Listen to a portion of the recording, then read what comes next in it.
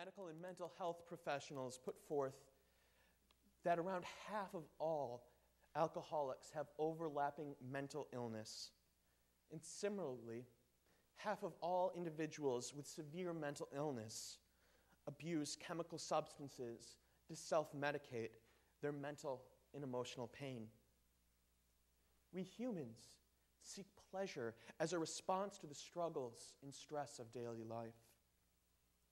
Fun and enjoyment are safety valves because a stress-only life leads to exhaustion.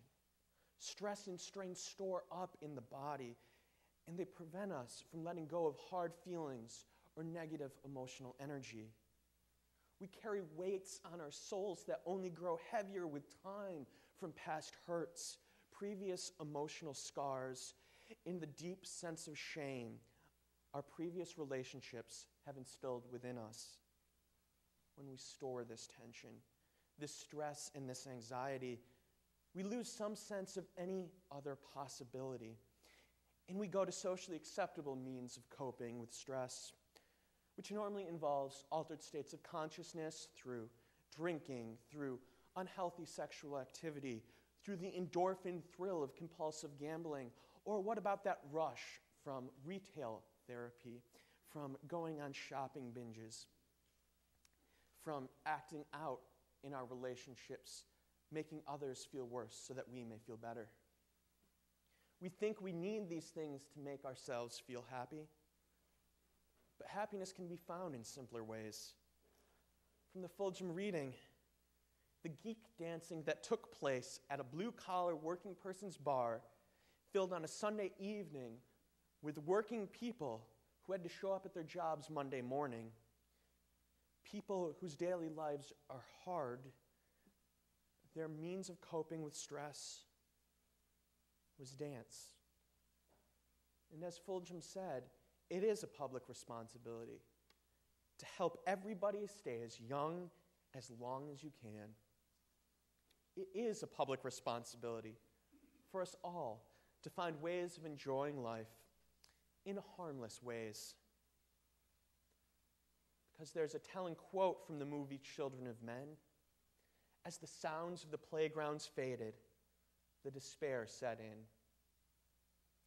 Very odd what happens in a world without children's voices. When we ignore the simple enjoyments and become mired in our own self-conscious self-restriction, the sounds of playgrounds fade away and despair sets in our minds. Many of us might have moved beyond wanting a literal playground as the sound of our mirth. We can have metaphorical sounds for our mirth. Sounds of laughter and sounds of songs that make us happy. So what I'm saying is, yes, ABBA can replace unhealthy ways of finding pleasure and relieving stress.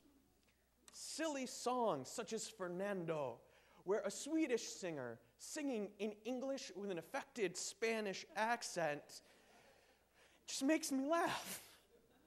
The silliness of life and the silly pleasures of life meet a need we have in life.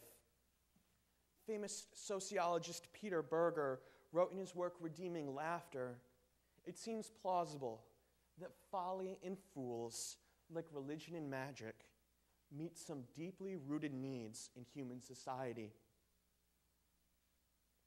And I'm saying yes, my guilty pleasure, watching pro wrestling, helps cope with the deep pains of life.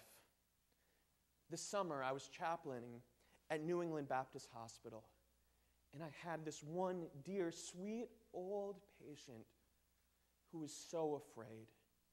She was so afraid of being in the hospital, so afraid of dying, that I spent hours with her just holding her hand. And when she passed away, my way of not going too deep into grief was calling up one of my friends, another minister who's also a fan of professional wrestling. And I asked Jeff, can I come over? Can we watch some wrestling tonight? So I went over to his house with the big 48-inch plasma TV. We watched DVDs of old professional wrestling. And in my entertainment, I could be sad. but also experience some pleasure and put into perspective that my grief was only for a time. So psychologically, we have a need for fun and pleasure, but what about spiritually? What makes fun, pleasure, and laughter spiritual and religious? Well, in some Native American tribes, religious ceremonies wouldn't begin until sacred clowns came out to perform.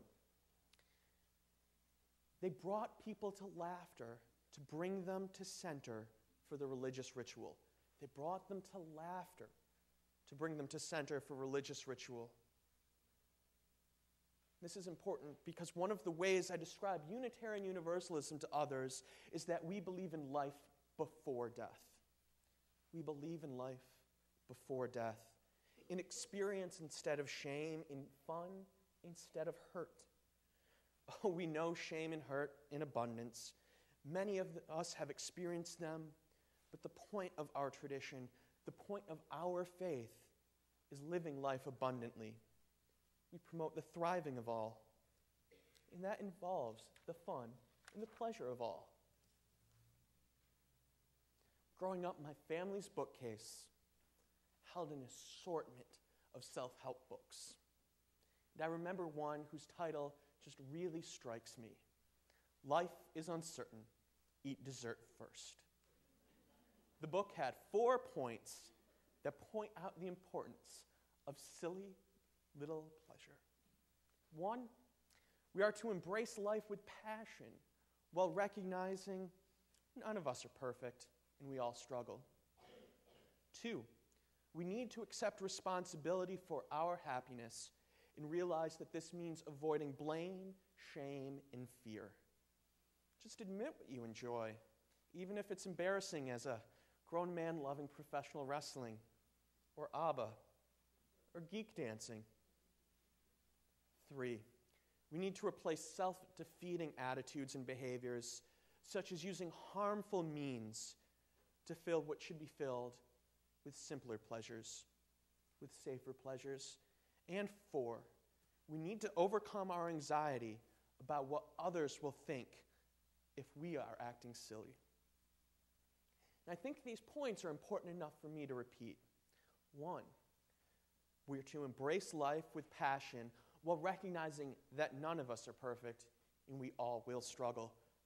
2, we need to accept responsibility for our happiness and realize that this means avoiding blame, shame, and fear.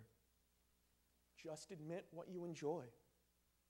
And 3, we need to replace self-defeating attitudes and behaviors, such as using harmful means to fill what should be filled with simple little pleasures that are safe. And 4, we need to overcome our anxiety about what others will think of us if we're openly silly. And these are hard things to do. It takes some courage to admit publicly that we enjoy silly things. It takes courage to live into the enjoyment in the face of the very real stresses and anxieties present in our life. But when we do, we come alive. We live into the message of believing in life before death. So may it be so. Amen.